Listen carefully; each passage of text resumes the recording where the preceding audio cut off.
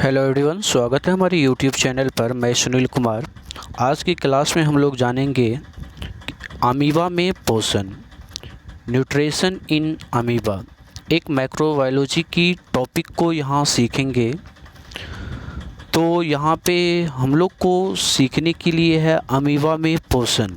तो अमीबा के बारे में थोड़ी सी जानकारी लेना अनिवार्य है। अमीबा जो है वह एक कोश के जीव है।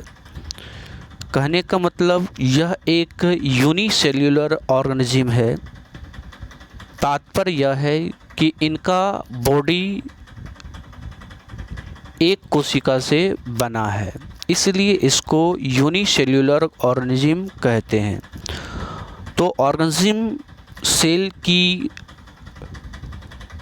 आधार पर, सेल की नंबर के आधार पर दो तरह की होती है।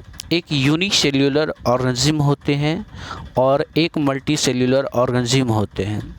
तो यूनिसेल्युलर ऑर्गेनिज्म जो स्टडी करने के लिए होता है वो माइक्रोबायोलॉजी में होता है, और मल्टी सेल्युलर ऑर्गेनिज्म जो है वो बॉटनी और जूलॉजी में पढ़ने के लिए मिलता है।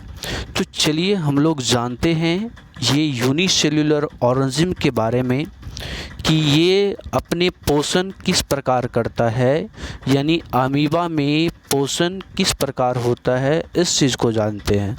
तो अमीबा एक कोश के जीव है। अमीबा के कोशिकीय सतह पर उंगली जैसी अस्थायी प्रवर्ध होते हैं, जिसे कुटपाद कहते हैं। इस कुटपाद के द्वारा भोजन का अंतर्ग्रहण होता है। यानी आप इस पिक्चर पे देख सकते हैं कि ये जो है, ये आप जो देख रहे हैं ये अमीबा है।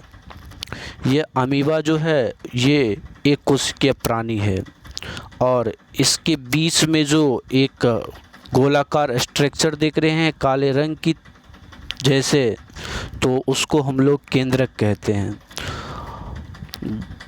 और ये जो आप लाल रंग के देख रहे हैं इस पे, तो ये हो गया खाद्य कण। तो ये खाद्य कण अमीबा की सतह से अभी दूर है, और अमीबा भोजन को अपने पताभ यानी कि कुटपाद यानी सूडोपोडिया की सहायता से घेर लेता है। जब भोजन को सूडोपोडिया के द्वारा घेर लिए जाते हैं तो ये घेर लेने के बाद यानी भोजन का अंतर्ग्रहण हो जाता है।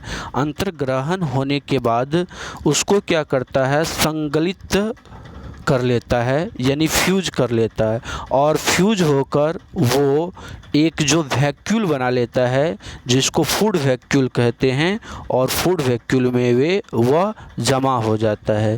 फूड वैक्यूल में जमा होने के बाद पदार्थ जो फूड जो आया उस फूड को, यानी कि जो जटिल पदार्थ रिक्तिका में जमा हुआ उसको यूटिलाइज़ करके, यानी उसको तोड़ करके सरल पदार्थों में किया जाता है, जो उसका भोजन के रूप में पाचित हो जाता है और उनके शरीरों में प्रसारित हो जाता है, यानी विसरित हो जाता है। तो इस खाद्य रिक्तिका जो है, ये जो खाद्य रिक्तिका है, खाद्य रिक्तिका के अंदर जटिल पदार्थों का विघटन करके सरल पदार्थों में परिवर्तित किया जाता है और कोशिका द्रव्य में विस्तृत हो जाता है, और जो वर्ज्य पदार्थ होता है वो वर्ज्य पदार्थ बाहर निकल जाता है। इस प्रकार से अमीबा में पोषण की प्रक्रिया संपन्न होती है। तो यहाँ पे देख सकते हैं शॉर्ट तरीका में बताए गए हैं कि अमीबा है। तो अमीबा किस प्रकार की प्राणी है, तो एक कोश के प्राणी है। अमीबा भोजन को अपने पताभ की सहायता से यानी कुटपाद की सहायता से, यानी इसको इंग्लिश में सूडोपोडिया की सहायता से घेर लेता है, और घेरने के बाद खाद्य रिक्तिका में ये पहुंचता है। खाद्य रिक्तिका में जटिल पदार्थों का विघटन सरल पदार्थों में किया जाता है।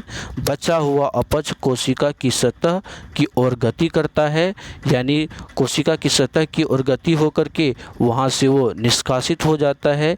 ये पदार्थ शरीर से बाहर निष्कासित कर दिया जाता है, यानी जो उसके लिए अनुपयोगी पदार्थ है उसको बाहर निकाल दिया जाता है, उसी सूडोपोडिया के द्वारा बाहर निकल जाता है। इस प्रकार से अमीबा में पोषण की प्रक्रिया संपन्न होता है। तो हम लोग यहाँ की क्लास में जाने कि अमीबा में पोषण किस प्रकार से होता है।